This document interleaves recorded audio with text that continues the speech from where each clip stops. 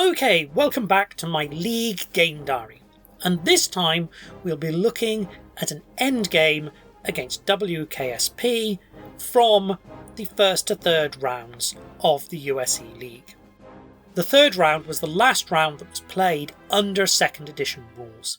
So before we begin properly looking at the game, let's have a quick refresher of the basic stages of the endgame. The endgame divides into 3 parts. In the final full year of the game, the Axis will be on the back foot during the summer. The Soviet army is close to full strength, all American forces will be available, and both the Western and Soviet forces will be able to simultaneously attack, stretching the Axis far too thin. And by this stage, with strategic warfare, the Axis will generally not have enough production points to move all of their forces. So that's the final summer offensive, and that's the first part of the endgame. Once the final summer offensive is over, the Axis will get a certain number of months of bad weather, which will allow them to hold Allied forces at bay without having to expend all of their production points. And this will give them the chance to rebuild losses. And then, at the very end, the Axis will have to face a final few months, but not a full summer offensive, of fair weather attacks. At the time I prepared this episode, the game always ended with a fair weather month in July. However, the development team had already decided that they wanted to change this and end the game with a guaranteed fair weather month in May, which is the month that historically the Second World War actually ended. Weather is always hugely important in this phase of the game. The Allies can receive as few as 4 months of weather, or as many as 11, and you can imagine how much difference that's going to make to the outcome. Though it's worth noting that the new rules change narrows that a little bit, so still a minimum of 4, but now a maximum of 9. We're only going to be looking today at the game against WKSP. In the next episode, we'll actually be looking at the end game against Sotokahu, which is the last first round game that I have left. March 1945. It's a long game, so remember 45 is actually the final full year, not the end year of the game. And the first landing by the Americans into the occupied UK. This is actually a relief.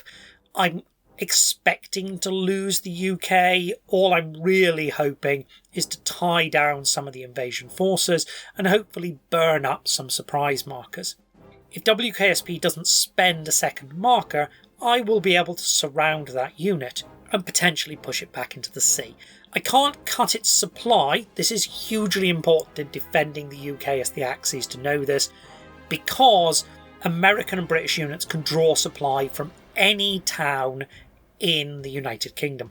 WKSP understands this and goes for a second landing, isolating Hull, which is where I spend the German tank marker, but to no avail. They then cycle in all of their aircraft to demolish the Axis naval forces and try an airdrop on Liverpool in case they can pick up a third port. In terms of response, I'm fighting a delaying action. I'm going to let the Irish defend Belfast, and the rest of my troops will slowly fall back towards the south coast. While I am making that attempt at delaying action, I don't want to sacrifice units for that purpose, and where possible, as in this case where a unit is in London, I evacuate the unit rather than lose the point of national will. It's worth noting that when you're operating in a single sea zone like this, the enemy cannot effectively intercept the convoy, because if it is intercepted, it just goes to its destination port anyway. In the south, we can see I'm on the back foot. Tangier falls to the Americans, and the Allies have recaptured all of Africa. The next blow comes in July in Italy. It was actually a little bit of a surprise to me. I thought all the surprise markers had been exhausted, but it turns out they hadn't. And when it happened, I wasn't entirely convinced by this move. Not because it's relatively low odds, though it is because it can't get any air support to it, but because at the time the move was made, there was an open port in Spain. I get that taking Italy out is a bigger advantage than effectively pushing back the line in Spain, but this landing really runs serious risks. And in August, after it fails to take Naples, I'm able to isolate it and attack it from multiple directions. But not all good news. The Allies spend the airdrop and the partisan marker, and they force the strait at Gibraltar. So they're now onto the continent properly. They're able to make substantial progress over the next few months, and by November they've swung left over the open plain and seized Portugal. However, the third convoy made its first run without any escort, and I inflicted a 3-point hit on it with the German surface action. The use of the German surface action is complicated. I'll put the odds up here that I was rolling on to discuss this. In general, the German player wants to hold it to oblige the Allied player to escort each supply convoy. This gets expensive fast, 8 to 10 fleet points simply to anticipate the use of the action. Once an Axis player learns to do that, the Allied player realises that they are better off sending unescorted convoys, as one of them will be turned back with 2 or 3 sorties, but that is actually cheaper in production points than 8 to 10 fleet points. The convoy at Lisbon, though, ought to have been escorted.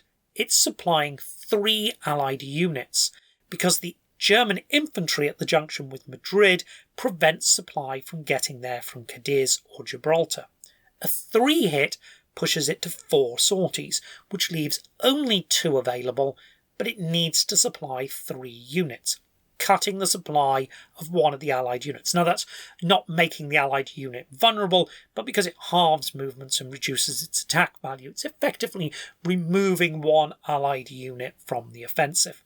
But there were actually quite slim odds on that, about 7 in 36. I could have waited until the convoy had made 2 supply runs, then hit it with the surface action, which would have had the same effect, but would have had an 11 in 36 chance of success. On the other hand, had I done that, the Allies could have escorted it on the 3rd run. So there's a balancing act here of, do you hit it on the 1st, 2nd or 3rd run?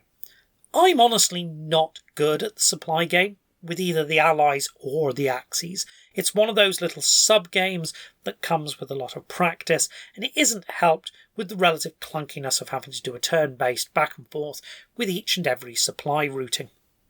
Rewinding a little, things did not go well on the Eastern Front. Before the summer even began, a series of bad dice rolls, 5-2, 6-1, 4-1, collapsed the front around Stalingrad. The effect was dramatic, and of course it all rested on an initial DE result. This illustrates the value in probing constantly with the Soviets on the long fronts.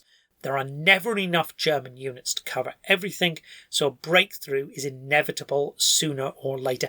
It also, by the way, should illustrate a general point that I think it's important, because it comes up in discussions of the Eastern Front on a regular basis, with players who haven't had practical experience of it happening in a game, players suggesting that they'd rather push the Soviets all the way back to the eastern map edge than actually collapse them, that additional ground would be better than the collapse effect. This is nonsense.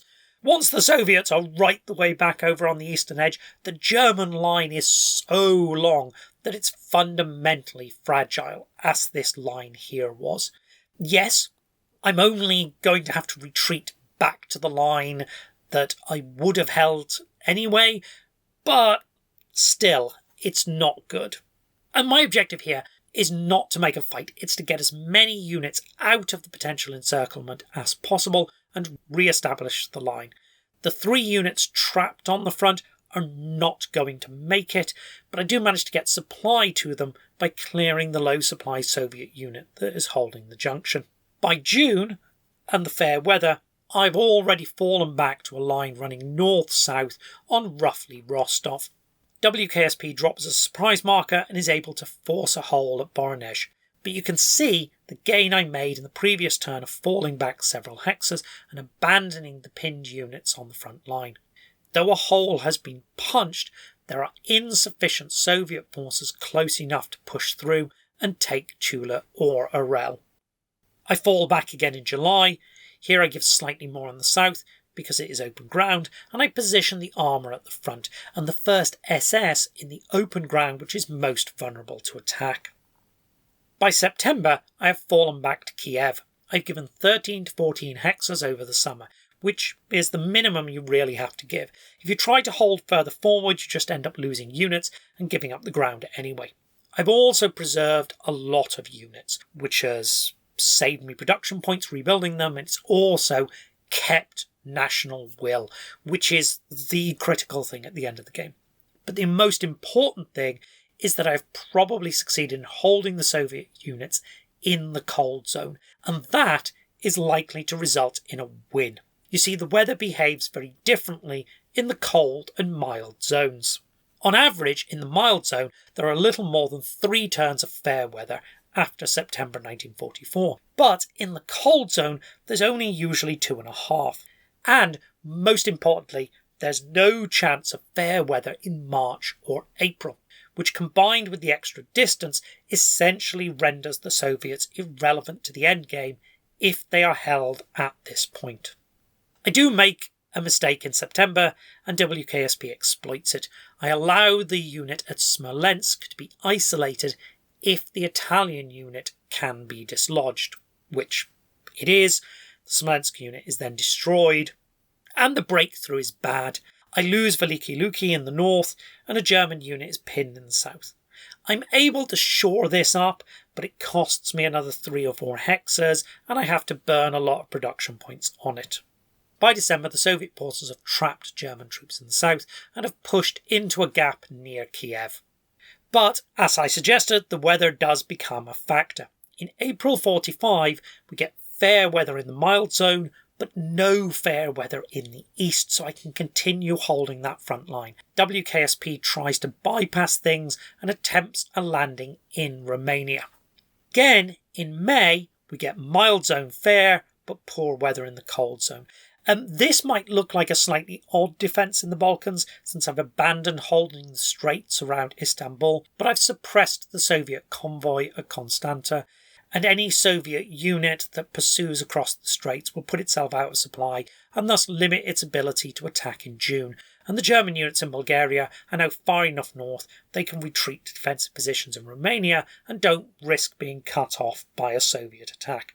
This feels very safe, and I'm about to get a lesson in how precarious Eastern Front positions usually are. WKSP pulls off this really nice manoeuvre. They dislodge the unit that is pinning Constanta, but then instead of pursuing that unit, they disengage and take Bucharest. That eliminates the Romanians, my last minor ally, from the game. The Romanians were holding one of the swamp hexes north of Kiev. The disappearance of the unit opens a hole and allows the SS Panzer unit to be surrounded. Now, I'd assumed that the SS Panzer unit would hold even if it was surrounded, but I roll a 1 and there's a +6 DRM on it, and the Panzer unit blows up, creating a hole in the open ground, which allows the Soviets to get all the way to Lvov despite the poor weather. The breakthrough is quite spectacular, pocketing most of the German front line.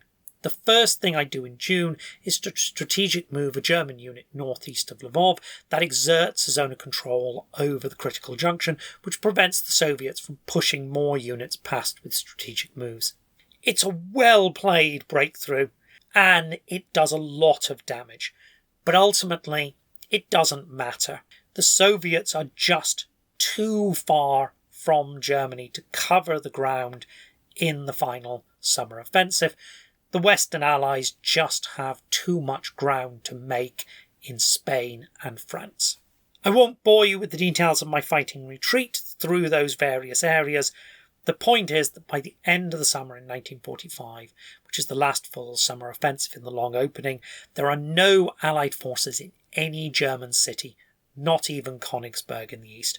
And with 73 national will remaining, there's no way for the Allies to win this game.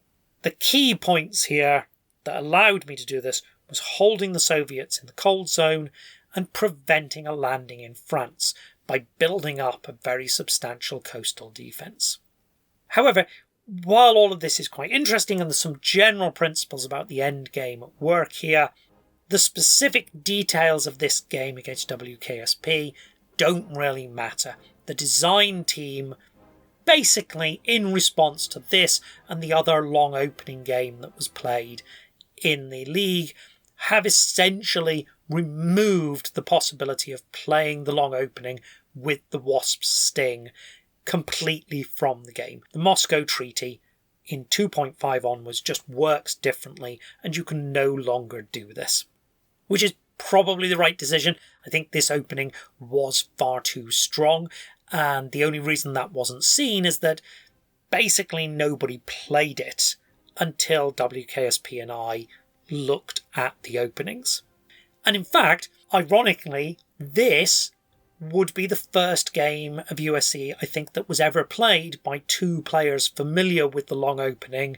And it's also, of course, going to be the last game of USC ever played in a competitive format. But here endeth the lesson. Next time, we're still going to be looking at the end game, but we're going to be looking at my last remaining other game from the first 3 rounds.